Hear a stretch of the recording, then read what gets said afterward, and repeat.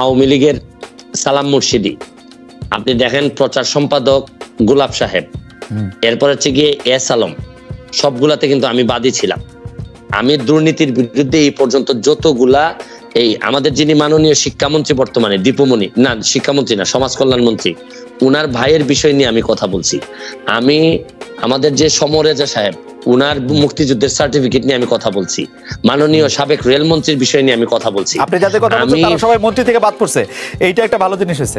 আমি কিন্তু এই এমপি হওয়ার আগেই বাংলাদেশ আওয়ামী লীগের প্রচার সম্পাদক যিনি বর্তমানে, তার বিরুদ্ধে মামলা হয়ে বাদী হয়ে কিন্তু আমি মামলা করেছি। সুতরাং আমি আওয়ামী লীগ করি, আওয়ামী লীগকে বঙ্গবন্ধুর আদর্শকে ধারণ করি, বহন করি, কিন্তু যেসব জায়গায় আমার সমালোচনা করার, যেসব জায়গায় আমার প্রতিবাদ করার, এই জায়গায় তো আমি বন্ধ হয়ে নাই, বা আমি কখনো আটকে থাকি নাই, বা চেষ্টা করছি, আমি যতটুকু পারছি আমি চেষ্টা করছি। এইখানে বঙ্গবন্ধু কন্যার সাথে দেখা করতে পারাটা আমার জন্য একটা সম্মানের।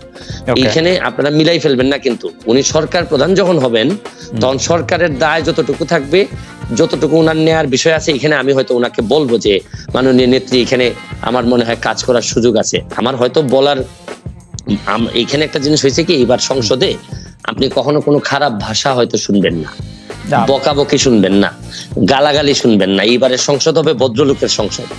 এখানে আপনি দেখবেন, কিন্তু বিরোধিতা কি হবে, মানে আপনি মনে করছেন চরম বিরোধিতা হবে। আপনি তো অরিজিনালি নৌকা, মানে আপনি নিজেও নিজেরে বলেন, এমনিও বলেন। না, এইখানেই প্রবলেমটা হচ্ছে গিয়ে, আমি বঙ্গবন্ধুর আদর্শকে ধারণ করি, এবং আদর্শকে ধারণ করা মানে কি, মানে হচ্ছে গিয়ে উনার যে আদর্শটা আছে, এইটা আমাদের একটা কনস্টিটিউশনের মতো, যে হাইকোর্ট কিন্তু কনস্টিটিউশনকে মানে, কিন্তু যখনই কনস্টিটিউশন ভায়োলেট করার বিষয় আসে তখন কিন্তু হাইকোর্ট একটা রুল দিয়ে দেয়। তো বিষয়টা হচ্ছে গিয়ে যে আমার এই জায়গাটা ঠিক রেখে আমার দেশটাকে বাঁচানোর জন্য, দেশটাকে ভালো করার জন্য আমার যে সব জায়গায় নক করতে হবে, এইসব জায়গায় আমি স্বতন্ত্র হিসেবে আমার তো আরো স্কোপ আরো বেড়ে গেল।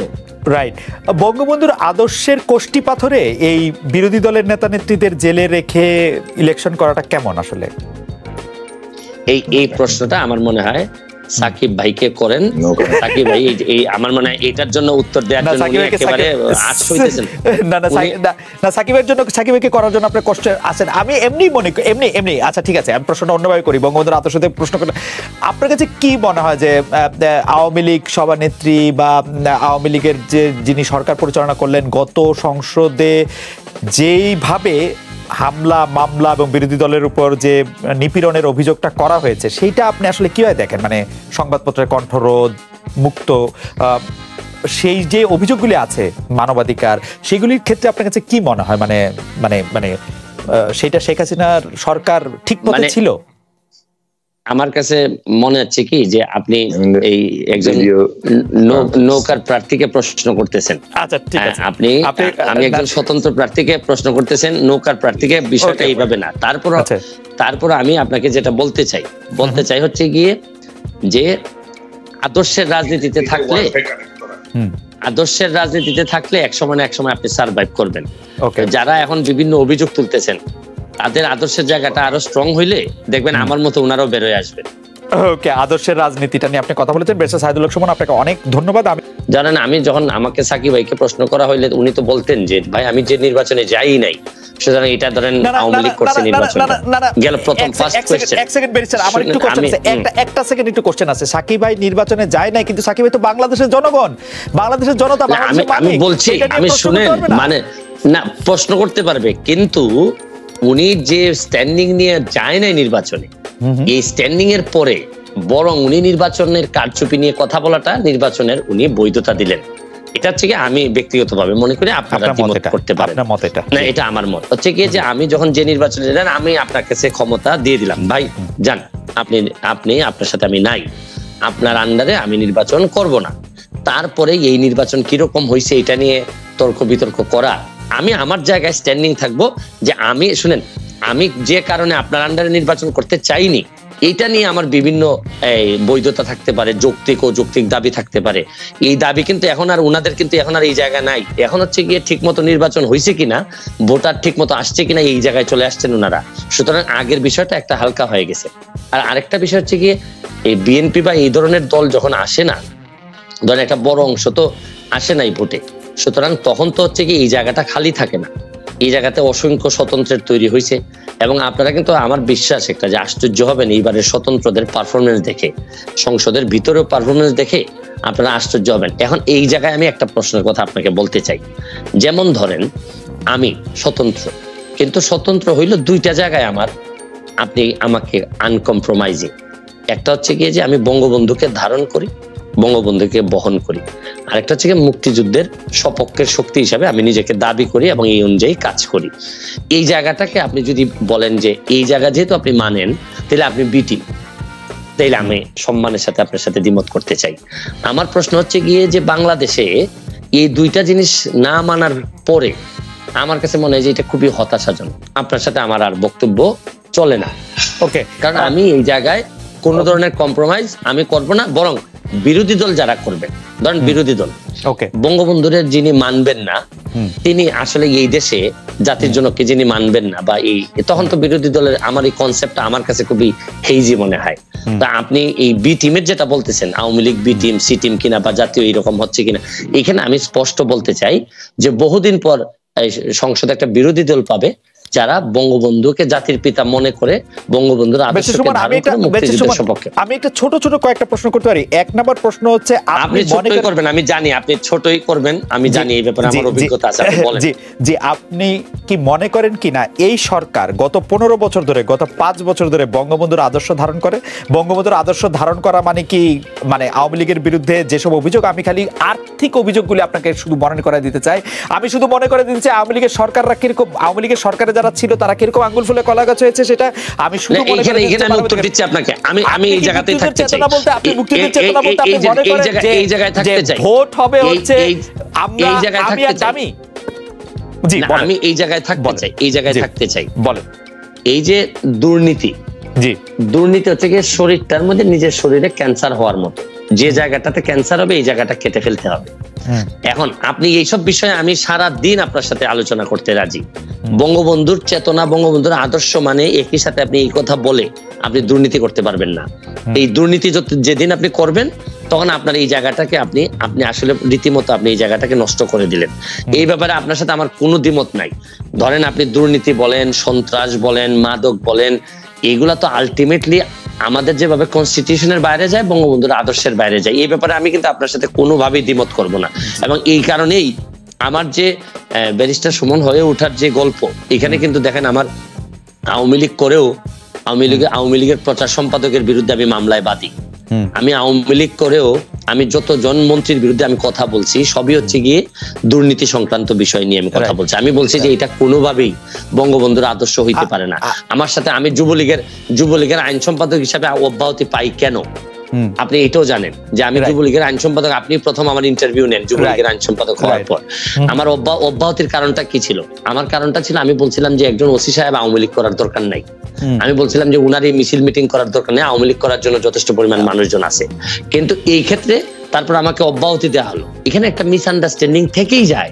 আমি বলছি বাংলাদেশের হয়েছে কি, আপনি বাংলাদেশের আদর্শ, রাষ্ট্র, সরকার প্রধান, দলীয় প্রধান, এগুলার মানুষ এমন ভাবে গুলাই ফেলে যে এখন আমরা এক জায়গায় নিয়ে কথা বলতে পছন্দ করি। আসলে কিন্তু আমি সরাসরি প্রশ্ন করি, শেখ হাসিনা বঙ্গবন্ধুর আদর্শ ধারণ করেন বলে আপনি মনে করেন কিনা? অবশ্যই উনি ধারণ করেন। আমার এই পর্যায়ের কোনো প্রশ্ন নেই, আপনি মনে করেন যে উনি বঙ্গবন্ধুর আদর্শ ধারণ করেন। আমার কিন্তু এটা আমি প্রশ্নটা করে রাখলাম। আদর্শ ধারণ করেন এবং সরকার প্রধান হিসাবে এই বাস্তবতায় কতটুকু কি হয়েছে না হয়েছে এগুলা নিয়ে আলোচনা থাকতে পারে, কিন্তু বঙ্গবন্ধু কন্যা আদর্শকে ধারণ করেন।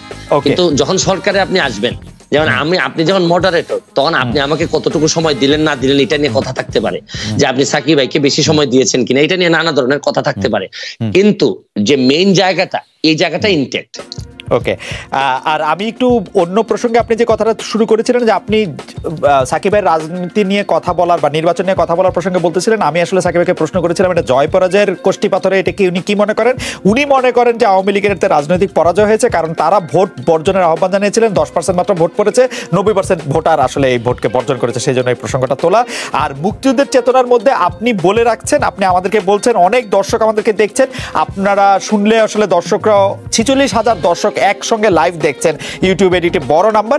তো আমরা মনে করি যে সকল দর্শকের সামনে আপনি বলছেন যে বঙ্গবন্ধুর আদর্শ এবং মুক্তিযুদ্ধের আদর্শের বাইরে কোনো কিছু হলে আপনি তার সঙ্গে নাই, আপনি সেটির মধ্যে বলবেন। আমরা এটি দেখব যে আপনি এটি আসলে কিভাবে এটি পালন করেন বা কিভাবে এটি এক্সিকিউট করেন, নিশ্চয়ই আপনি আমাদেরকে এটি দেখাবেন। আমি শুনেন, বিষয়টা আর কি একদিনে বাংলাদেশ এই জায়গায় আসে নাই।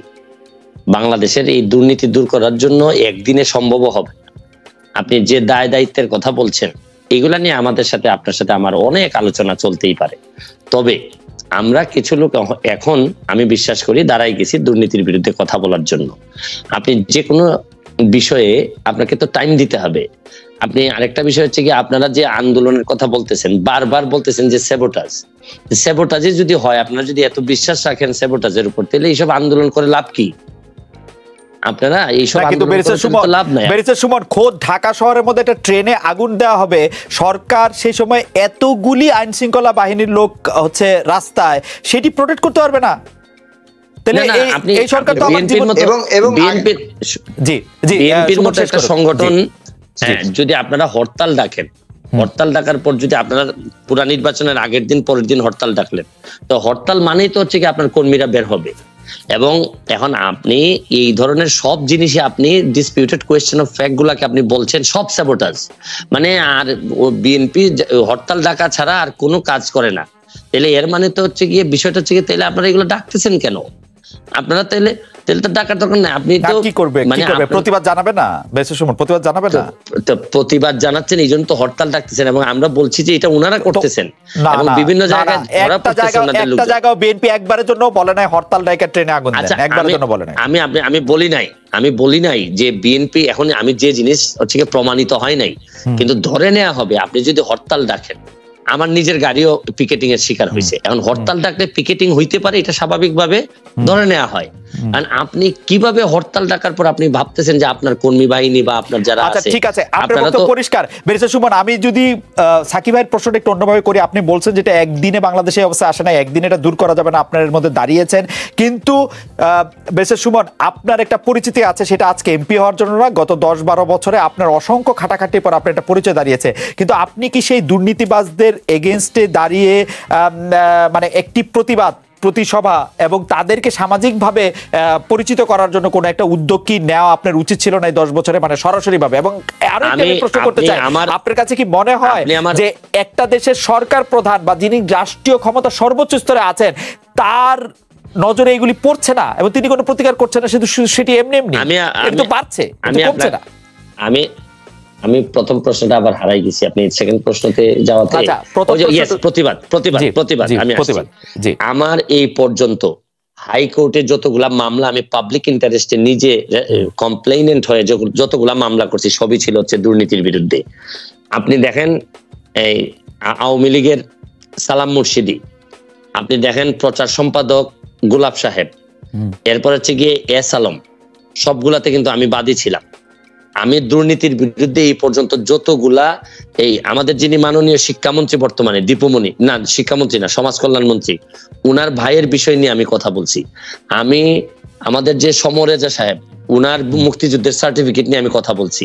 মাননীয় সাবেক রেলমন্ত্রীর বিষয় নিয়ে আমি কথা বলছি। আপনি যাদের কথা বলছেন তারা সবাই মন্ত্রী থেকে বাদ পড়ছে, এইটা একটা ভালো জিনিস হয়েছে। যাদের কথা বলছেন তারা সবাই মন্ত্রী থেকে। জিনিস দেখেন, আমি যাদের বিরুদ্ধে কথা বলছি, গোলাপ সাহেব ফেল করছেন, উনার প্রায় জামানত বাজেয়াপ্ত হয়েছে। আর যারা বেঁচে গেছেন তারা খুব অল্পতে বেঁচে গেছেন, মন্ত্রিত্ব থেকে বাদ পড়ছেন। এবং বিষয়টা হচ্ছে গিয়ে এই যে আপনি যেটা বলছেন যে আমি কিন্তু আমার ফেসবুকের মাধ্যমে জীবনের সবচেয়ে বেশি ঝুঁকি আমি নিছি যাদের বিরুদ্ধে আমি কথা বলছি, এরপরে যে আমি টিকে আছি, এটা আমার কাছে আমার জায়গা থেকে আমি চেষ্টা করছি। আমি কিন্তু বলছি না যে আপনারা দুর্নীতির বিষয়ে যা